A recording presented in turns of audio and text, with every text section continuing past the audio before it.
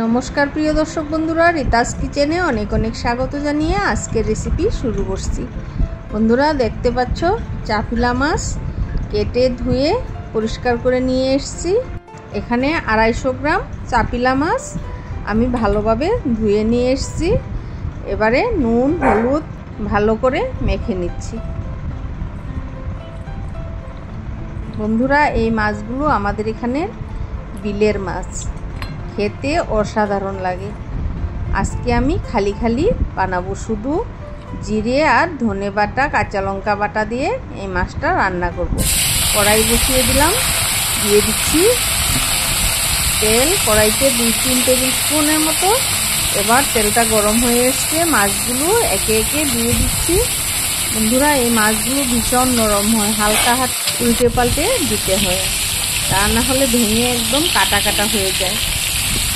দেখতেই পাচ্ছ একদম আস্তে আস্তে মাছগুলো এটিটুকি করে দিচ্ছি। দেখো বন্ধুরা মাছগুলো ভাজা হয়ে গিয়েছে, এবার আমি নামিয়ে নিচ্ছি।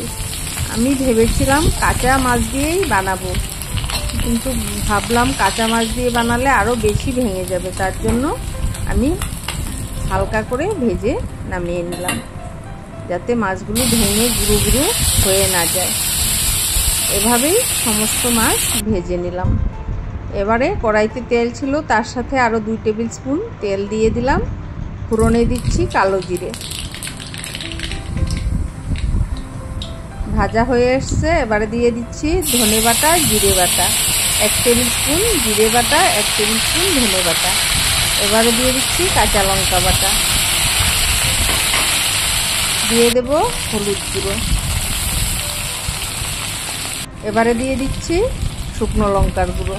এবারে ভালোভাবে নাড়িয়ে চাড়িয়ে একদম কষিয়ে নেব। দিয়ে দিলাম স্বাদ মতো নুন, দিয়ে দিচ্ছি 1/2 টিস্পুনের মতো চিনি। চিনিটা দিলে স্বাদের ব্যালেন্সটা ঠিকঠাক হয়। বন্ধুরা এরকম মাখা তরকারিতে একটু চিনি দিলে খেতে অপূর্ব লাগে। এবারে মশলা কষানো হয়ে গিয়েছে, এবার আমি ভেজে রাখা মাছগুলো দিয়ে দিলাম। এবারও হালকা হাতে একটু নেড়ে চেড়ে নিচ্ছি।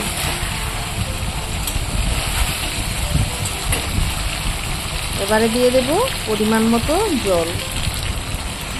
আমি বেশি করে জল দেব না, একদম গা মাখা করেই তরকারিটা বানাবো। এই মাছগুলো এমনিতেই নরম, এদিকে গরম দিন, ঠান্ডা দিনে এই মাছগুলো বেশি পাওয়াই যায় না, গরম দিনে এই মাছগুলো খেতেও স্বাদ হয়, পাওয়াও যায়। এবার একটু নেড়ে চেড়ে মশলার সাথে মিলিয়ে নিচ্ছি, তারপর 5-7 মিনিটের মতো ঢেকে রেখে দেব। বন্ধুরা এই তরকারিটা খেলে ইলিশ মাছের মতো একটা ফিল আসে। এই রেসিপিটি একবার তোমরা অবশ্যই বাড়িতে ট্রাই করে দেখো।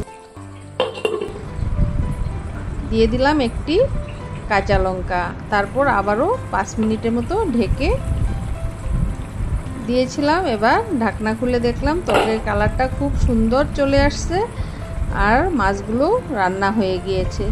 এবারে আমি একটু নেড়ে চেড়ে নিচ্ছি। বন্ধুরা রেসিপিটি ভালো লাগলে অবশ্যই লাইক কমেন্ট এবং সাবস্ক্রাইব করে আমার পাশে থেকো। ফিরে আসবো নতুন নতুন রেসিপি নিয়ে। সবাই ভালো থেকো, সুস্থ থেকো আর আমাকে অনেক অনেক সাপোর্ট করো। ধন্যবাদ।